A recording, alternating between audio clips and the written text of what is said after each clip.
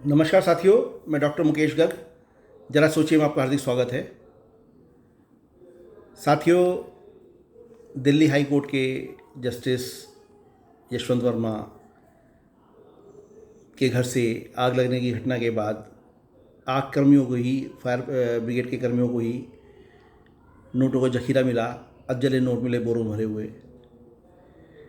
ये खबर 14 तारीख की है वैसे तो, लेकिन इसको रिवील 21 तारीख को किया गया, यानी पूरे एक हफ्ते बाद। इससे खबर के आते ही हड़कंप मच गया पूरे देश के अंदर, और देश की पूरी न्यायिक व्यवस्था के ऊपर एक प्रश्न चिन्ह लग गया कि क्या भारत का न्याय बिकाऊ है।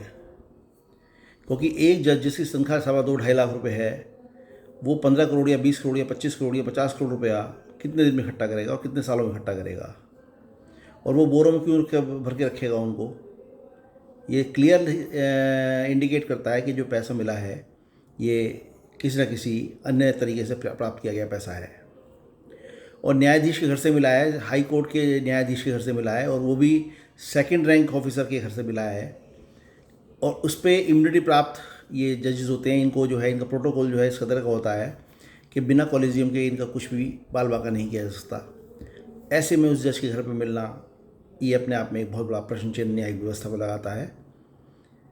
ये भला हो मीडिया के दबाव में, जनता के दबाव में, प्रतिक्रियाओं के दबाव में सुप्रीम कोर्ट के जो चीफ जस्टिस ऑफ इंडिया हैं, उन्होंने अगले दिन ये सारा जो मैटर है वो मीडिया के सामने रिलीज़ कर दिया।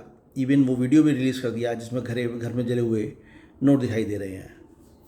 और जस्टिस वर्मा को कॉलेजियम ने इलाहाबाद ट्रांसफ़र करने की जो सिफारिश की थी, उसके साथ ही उनको काम से विरत करने की इंस्ट्रक्शंस भी जारी कर दी गई। यहाँ तक तो ठीक है, लेकिन इलाहाबाद हाई कोर्ट ने ऐसे जस्टिस का तबादला इलाहाबाद करने के ऊपर एक बहुत बड़ा विरोध दर्ज कराया, और उन्होंने कॉलेजियम से ये पूछा है कि क्या आपने इलाहाबाद हाई कोर्ट को कूड़ाघर समझ रखा है, जो कूड़े को यहाँ फेंक दोगे, हमें नहीं चाहिए कूड़ा ये।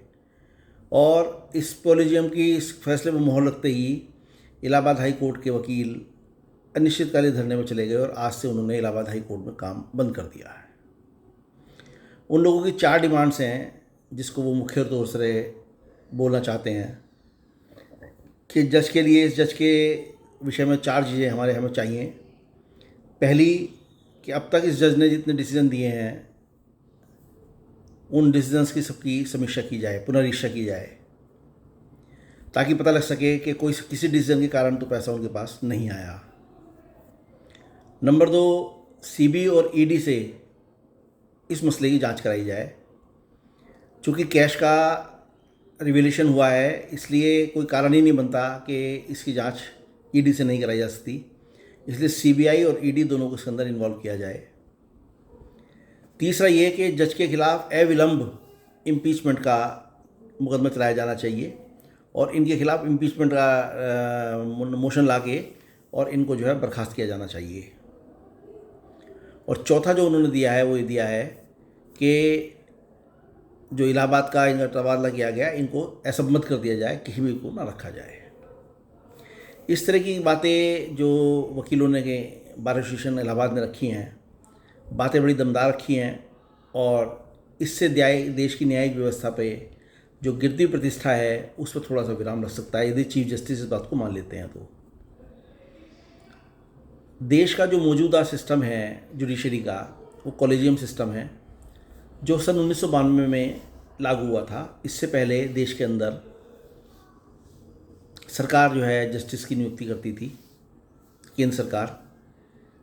92 से सन 92 से इसको जो है कॉलेजियम बनाकर कॉलेजियम से जज की नियुक्ति करने लगी, और कॉलेजियम हाई हेडेड हो चुका है।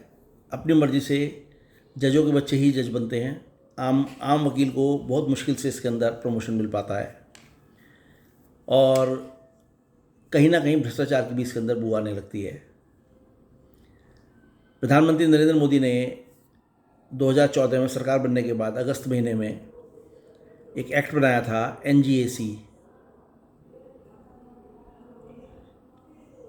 एनजीएसी का मतलब सरकारी अपॉइंटमेंट एजेंसी एक बनाई थी इन्होंने, कमीशन बनाया था, अपॉइंटमेंट कमीशन जस्टिस के लिए। और उस कमीशन के अंदर 3, एक तो सुप्रीम कोर्ट के जज उसके हेड होंगे, 2 उसके अंदर सुप्रीम कोर्ट के सीनियर जज सदस्य होंगे, 2 जज उसके अंदर, 2 मेंबर उसके अंदर जो है वो प्रतिष्ठित लोग होंगे, जिनमें से SC, OBC और महिला कोई भी हो सकती है, और एक सदस्य जो है वो अन्य किसी वर्ग से हो सकता है, और एक देश के प्रधानमंत्री उसके मेंबर होंगे। 6 लोगों की कमेटी इसके अंदर बनाने की बात की गई थी, और 6 लोग जो इन लोगों को डिसाइड करेंगे वो लोग जज बनेंगे। इस विचार को सुप्रीम कोर्ट ने खारिज कर दिया, और 2015 में इसको उन्होंने, इस कानून को 2015 की जनवरी में स्क्रैप कर दिया। तब से ये कानून ख़त्म हो गया, और कॉलेजियम का सिस्टम बाखूबी चलता आ रहा है, और उसका परिणाम अब देखने को सामने आ गया है कि जस्टिस वर्मा जिस तरीके से प्रश्न चिन्ह लगा उनके करियर के ऊपर, उनके विश्वसनीयता के ऊपर, वो केवल उनकी विश्वसनीयता के ऊपर प्रश्न चिन्ह नहीं लगा है, पूरे जुडिशरी सिस्टम पर प्रश्न चिन्ह लग गया देश की, कि देश के जज कितने भ्रष्ट होते जा रहे हैं और कैसे होते जा रहे हैं, जरा सोचिए। साथियों, यदि आपको मेरे विचार उचित लगें तो कृपया मेरे चैनल को लाइक कीजिए, शेयर कीजिए और सब्सक्राइब कीजिए। धन्यवाद।